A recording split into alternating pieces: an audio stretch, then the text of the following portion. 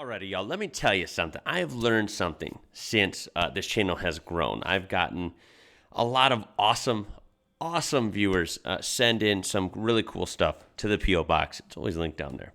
And let me tell you, Australian and New Zealand in particular, wow, they have some amazing food, snacks, especially chocolate. Really, really good, really clean tasting to me, really authentic, and it's just amazing. And I have also tasted chocolate from Europe in various places. Again, very, very flavorful, very light. I love it. Chocolate is not something we do very strongly here, very well in America. That's my opinion. Some Americans will agree with me. Others might totally disagree with me. But there's one thing for sure. The rest of the world pretty much unanimously does not like American chocolate. For good reason. It's got some weird flavor. It's really waxy. Some of it doesn't even melt. Kind of sketchy, right? I don't know. It's just a little bizarre, on the bizarre side. Hershey's really overrated. So we're looking at why a lot of people outside of America hate the taste of American chocolates. From Cheddar's, it'll be linked in the description down below. Let's get right to it, guys. This one should be a fun one.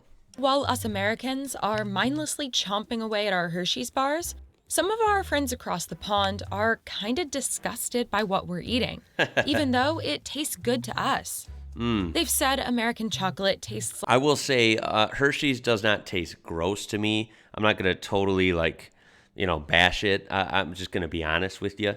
Honestly, it doesn't taste gross, but it's far from my favorite chocolate. It is not succulent delicious, right? It's just... It's like vomit and earwax. Called it sour and bitter.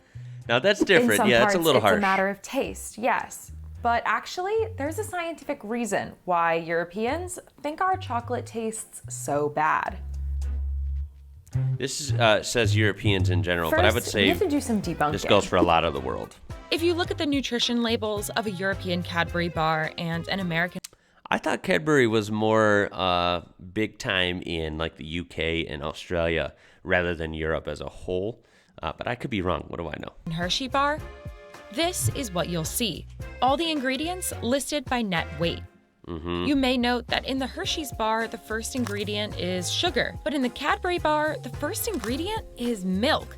So you might think, bingo, there's the reason some Europeans say American chocolate is sickly sweet. But actually, you'd be wrong. In the US, milk is weighed in its evaporated, powdered state, while in the UK, it's weighed as a liquid. So actually, they're pretty much the same. The other main difference is that they use different emulsifiers, which smooth the chocolate. Hershey's uses soy lecithin and PGPR, while Cadbury uses E442 and E476. Again, this seems like a big difference. But actually, E476 is just the European name for PGPR. Wow, That's a mouthful. Another common argument you might hear is that there's a different amount of cocoa in American versus European bars.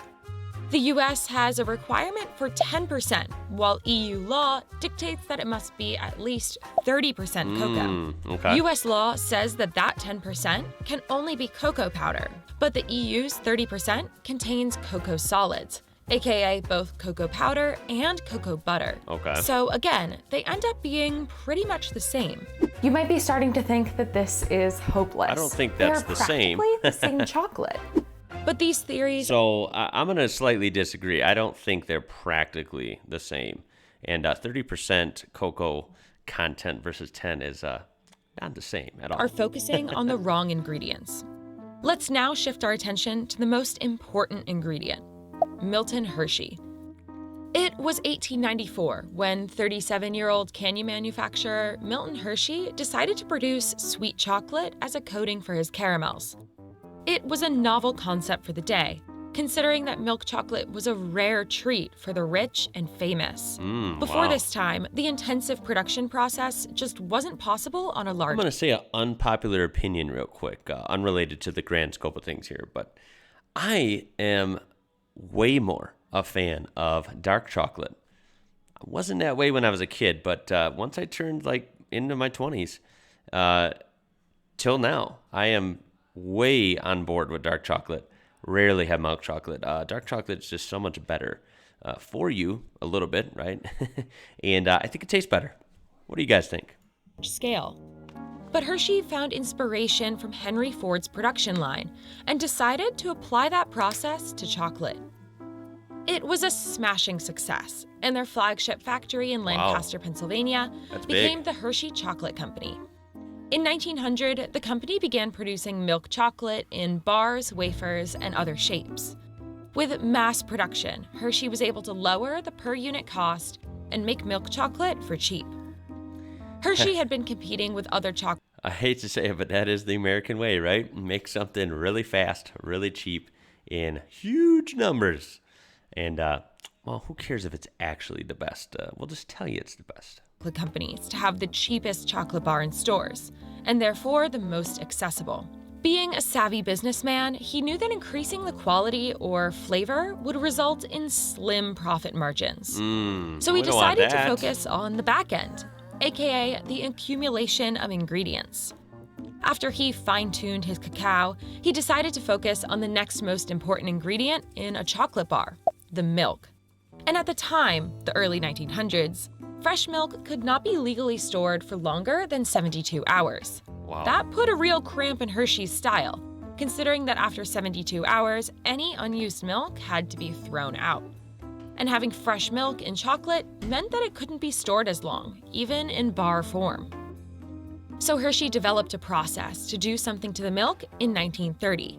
It's actually still a trade secret to this day, but experts speculate that he created a secret process to alter the milk. It kept the milk fresh past 72 hours.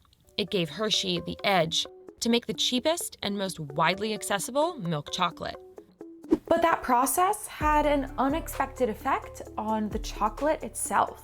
Here we go. The secret method is known today as lipolysis. In lipolysis, enzymes introduced to milk break down fatty globules into smaller, more stable fat molecules.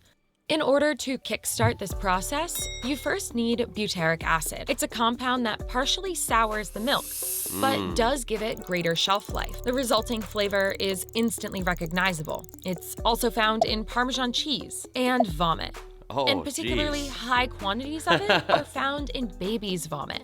It's sour and bitter, sometimes in a good way, like pungent cheeses. Wow, that's appetizing. And sometimes in a bad way.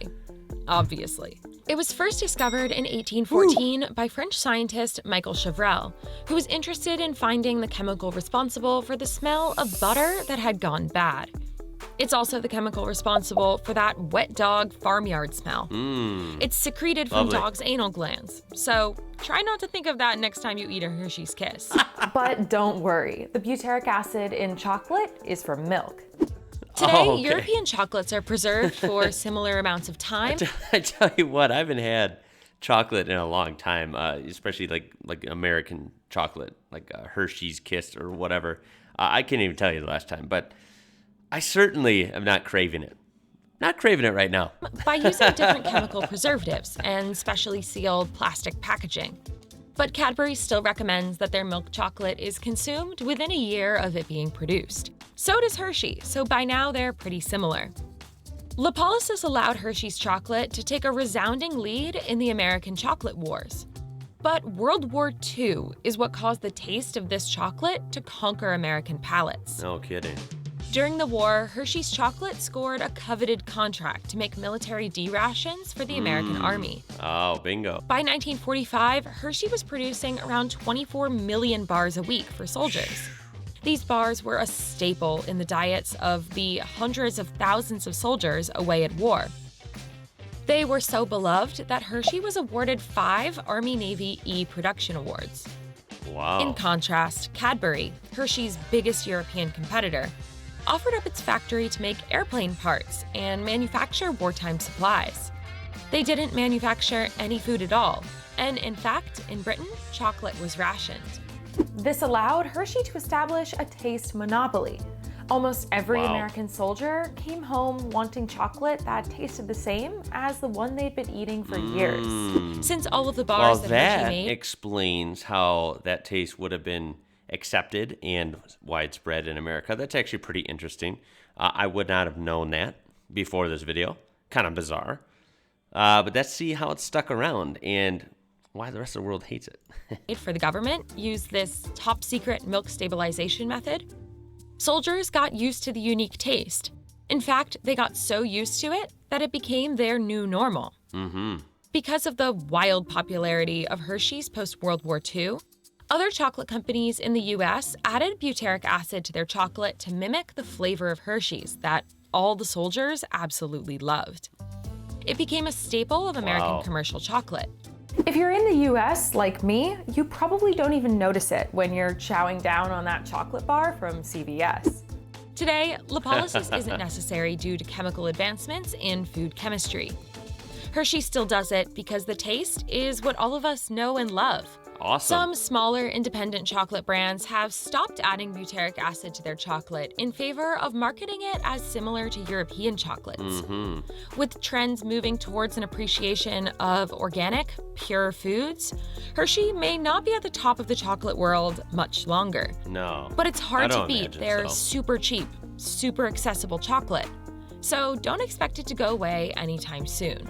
No, I don't think it would ever go But away, Europeans at least in a pretty broad future, but it's not top dog. I really don't think so. I think over time, even the American palate would evolve, right? And I think it's just inevitable that it would change and fall down the ranks a little bit, right?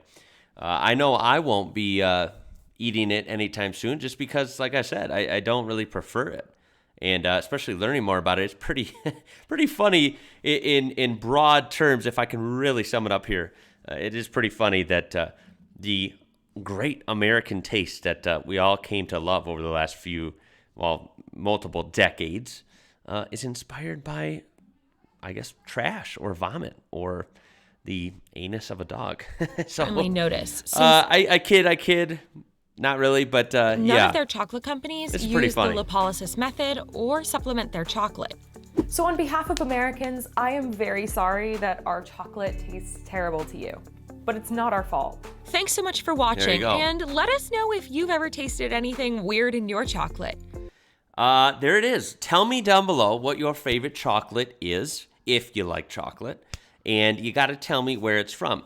My favorites so far have been, it may sound biased, but I love the fraction of my audience from Australia and New Zealand, and their chocolates are just spectacular. They really are. They're much better than a regular Hershey's that I would, expect here. So that's just my taste buds. Maybe you're different. Maybe you love American chocolate. Maybe you love whatever chocolate. You're going to tell me down below. Tell me why. And I thought this was kind of interesting. I certainly hope you did as well. Please throw a thumbs up and a like on this video. Help it out if you agree. Of course, you can check this video out, the original one, in its entirety. It will be linked in the description down below, as well as other ways you can interact with my channel. Please subscribe if you haven't already. Join this amazing community and don't miss another fun video. My name is Ian. You're watching IWrocker. Until next time, guys. I'll catch you later.